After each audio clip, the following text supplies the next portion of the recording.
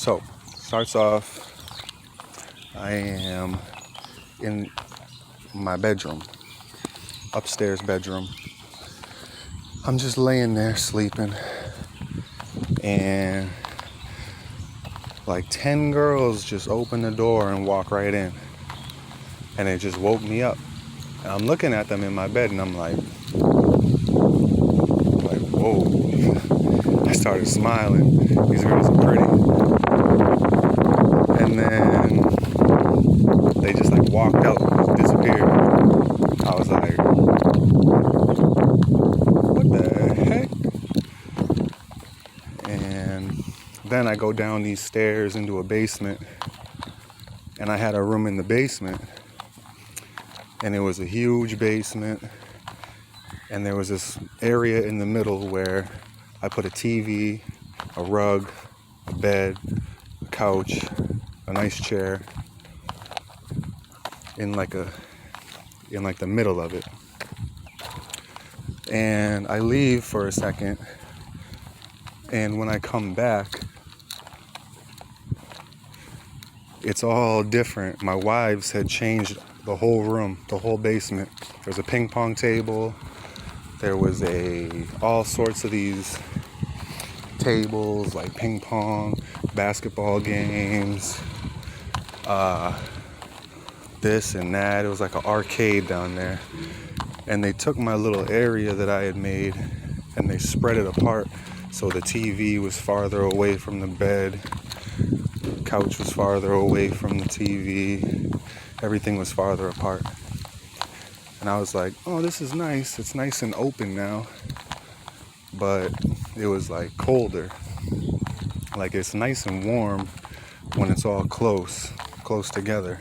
It's like comforting and warm.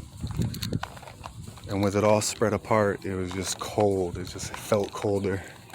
But in my mind, I was like, well, if this is what they wanted it to be like, then I guess that's how it should be.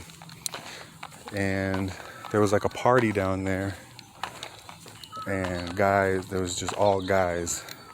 And they were just talking a bunch of this, talking about a bunch of that, talking and playing pool, and I was just kind of chilling, not really doing anything, just watching. And then I'm in a car with Carson, and dogs just start attacking the door, sticking their head through the window, trying to bite us. Crazy big dogs. And I start rolling the windows up, and one dog's head got caught in the window. His head slumped forward, and he kind of died like that.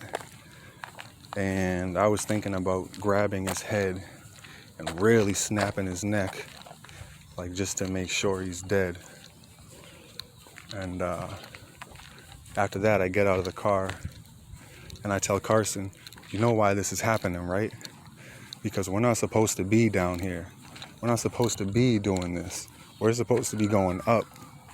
It's not time to be riding bikes and strolling through the park and chilling in the car.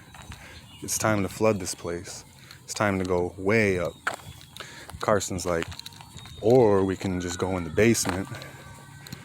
And I'm like, are you not listening to me, or do you just try to disagree with everything that I say? And then it hit me like, that's literally what you do. You just disagree with anything that I say.